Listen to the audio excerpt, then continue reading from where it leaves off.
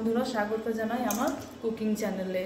আর এটা আমার প্রথম ভিডিও, তো ভাবলাম যে প্রথম ভিডিও কি করা যায়। তো যাই হোক, আমি একটা মিষ্টি জিনিস বানাবো ভাবলাম। তো আজকে আমি বানাবো ফ্রাইড রাইসের জন্য আমার লাগবে বাসমতি চাল। তো আমি এইখানে বাসমতি চাল নিয়েছি 500 গ্রাম। সেটাকে ভালো করে জল দিয়ে ধুয়ে পরিষ্কার করে নিয়েছি এবং জল ঝরে রেখে দিয়েছি। এটাকে এখন আমি আগে ভাত করে নেব। এখানে আমি জল বসিয়ে দিয়েছিলাম ভাতটা করার জন্য। তো ভাতটার জলটা ফুটে গেছে। এর মধ্যে এখন আমি দিয়ে দেবো লবণটা একটু বেশি করেই দেব। আর দেব সাদা তেল। এবার জলটা ফুটে গেছে, এর মধ্যে আমি ভিজিয়ে রাখা চালটা দিয়ে দেবো।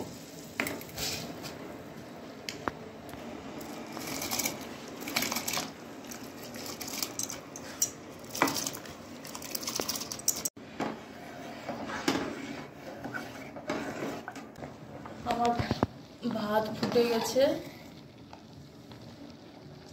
আমার ভাত 90% হয়ে গেছে। এখন আমি এটাকে নামিয়ে জল ঝরিয়ে নেব।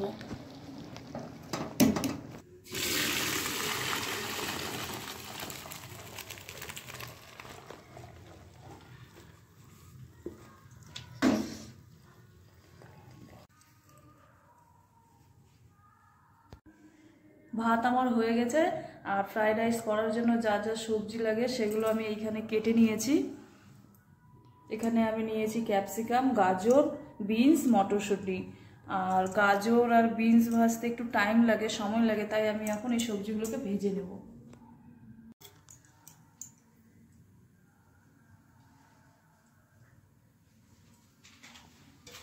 তেল গরম হয়ে গেছে কড়াতে, এখন আমি গাজর আর বিনসটা ভেজে নেব।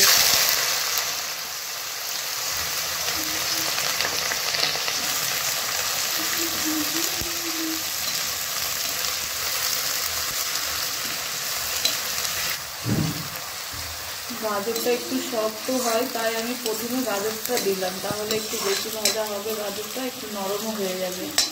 তারপরে আমি বিনস দেবো।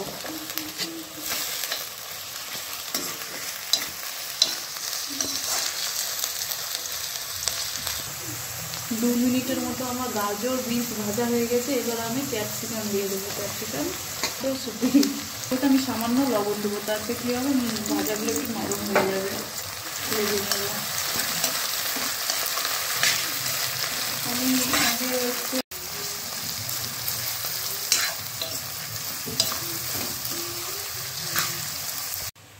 ভাজা হয়ে গেছে সবগুলো। এবার আমি এটাকে তুলে নেব একটা পাত্রে।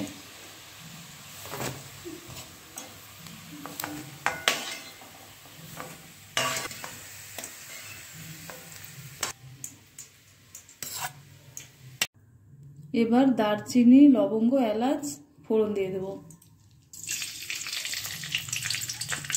তারপরে আমি কাজু এবং কিশমিশটা দিয়ে ভেজে নেব হালকা।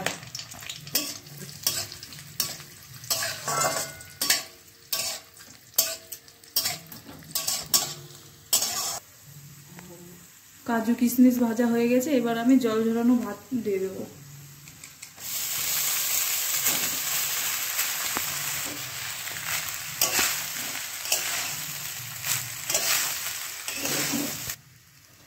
এবারে ভেজে রাখা সবজিগুলো দিয়ে ভালোভাবে মিক্স করতে হবে।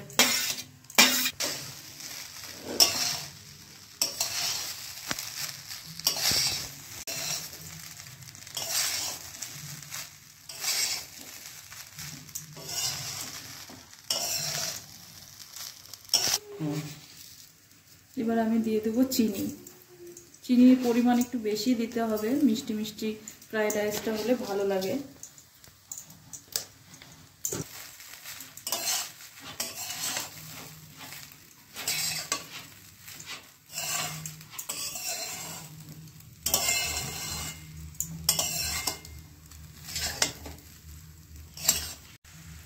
এবারে আমি ঘি দিব। ঘি দিয়ে ভালোভাবে মিক্স করে নিয়ে নামিয়ে নেব।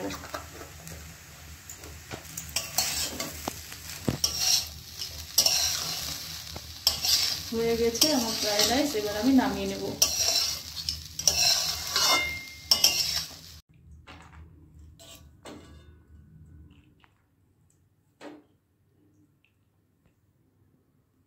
এই হলো আমার ফ্রাইড রাইস রেসিপি।